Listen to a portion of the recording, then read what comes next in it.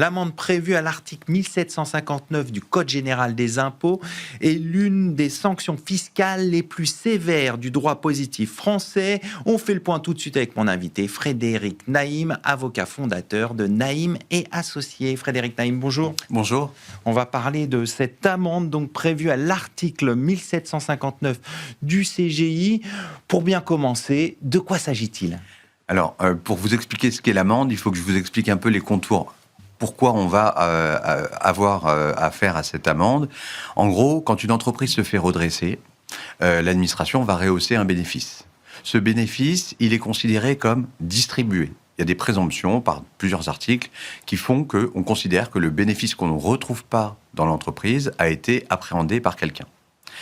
Il y a donc à ce moment-là 2 possibilités pour l'administration. Soit elle est en mesure de savoir qui peut être le seul à avoir appréhendé le bénéfice. En général, c'est le dirigeant. Parce qu'il est le seul à avoir la signature bancaire, il est le seul à disposer des fonds, il n'y a pas de cogérance. Et donc, du coup, elle va le taxer directement dans une qualification qui s'appelle le maître de l'affaire. D'accord. Si, en revanche, les conditions ne sont pas remplies pour le taxer en tant que maître de l'affaire, eh bien, en fait, elle va faire cette procédure de désignation pour essayer de savoir et obliger l'entreprise à lui dire qui a touché ces fameux bénéfices reconstitués. D'accord. En envoyant une mise en demeure de 30 jours, c'est prévu par l'article 117 du Code général des impôts.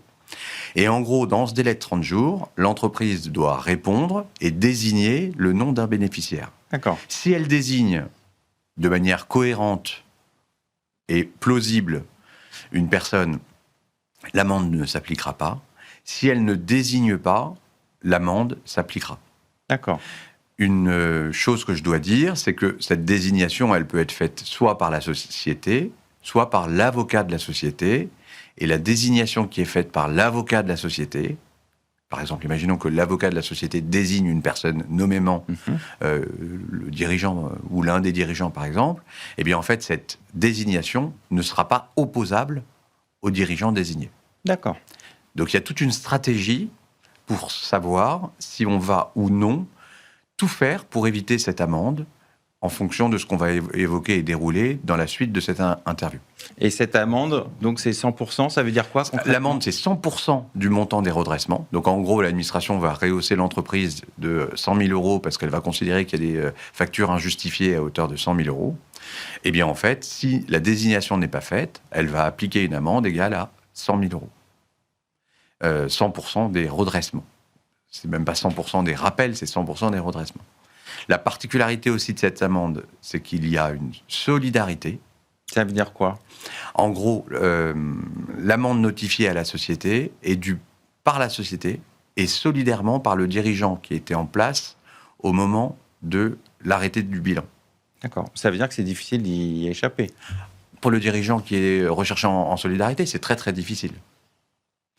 Donc ça veut dire qu'en gros, quand vous avez cette procédure de désignation, il y a un vrai choix stratégique à faire, de dire on désigne pas, on désigne par l'intermédiaire d'un avocat, comme ce que je vous ai dit tout à l'heure, en vue d'essayer d'échapper pour dire au niveau du dirigeant que ça ne lui est pas opposable. Il y a une jurisprudence qui s'appelle Multari, qui date de 2008, qui n'a pas été...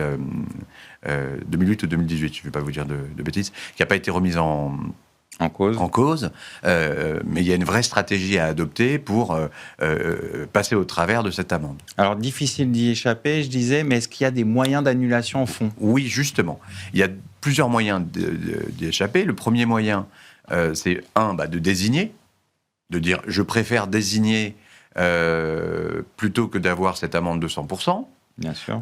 Puisque la taxation, même s'il y a une taxe, puisque la société éviterait l'amende et le dirigeant serait au pire taxé sur ces sommes comme un revenu, mais pas comme une amende à 100%.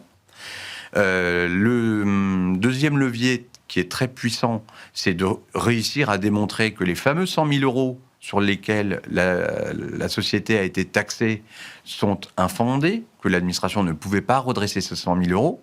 Comment fait-on ? En gros, en démontrant que le redressement n'est pas justifié. D'accord. Puisque tout redressement non justifié aboutirait à diminuer l'assiette de cette fameuse amende. Voilà. Et le troisième levier qui est très important, c'est qu'en fait, cette amende, alors, une petite particularité, cette amende, elle peut être notifiée dans les 4 ans et non pas dans les 3 ans, donc elle est très longue. D'accord. Voilà. Un dernier moyen pour échapper à l'amende, c'est effectivement la possibilité de se placer sous la protection du tribunal de commerce dans le cadre d'une mise en sauvegarde, mise en redressement judiciaire ou mise en liquidation judiciaire. Pourquoi ? Un article de loi, l'article 1756 du Code général des impôts, prévoit de plein droit que cette amende est annulée.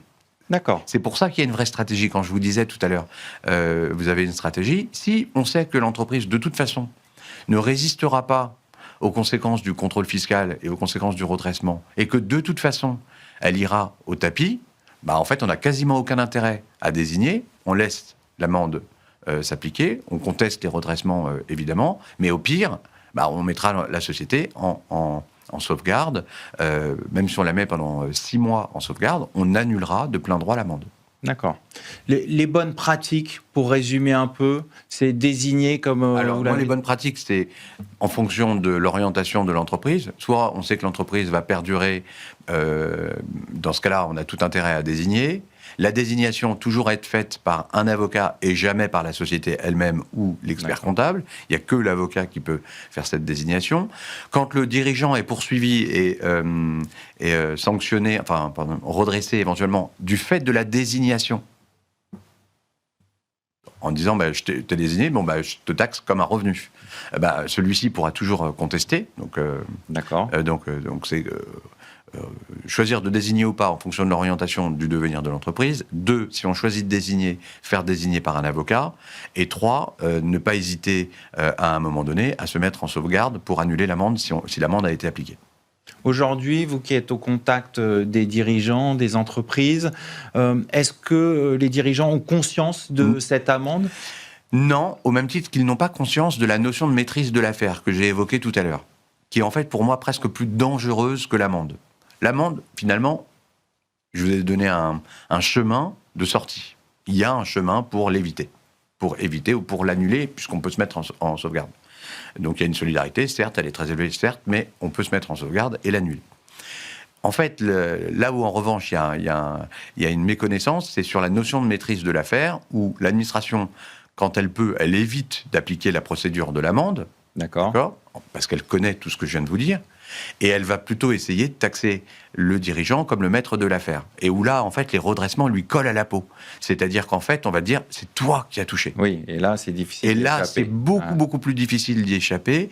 Donc là, pour éviter d'avoir une maîtrise de l'affaire, il faut avoir une cogestion, il faut avoir une double signature bancaire. Enfin, il faut avoir vraiment conçu, dès le début du fonctionnement, plein de moyens légaux pour disperser, j'allais dire, la gouvernance de l'entreprise. D'accord. Donc, bien avoir en tête la stratégie qu'on peut adopter. Ouais. On va conclure là-dessus. Merci Frédéric Naïm. Je rappelle que vous êtes avocat fondateur de Naïm et Associés. Merci à vous. C'est la fin de ce Lex Inside. Merci de votre fidélité. Restez curieux et informés. À très bientôt sur Be Smart for Change.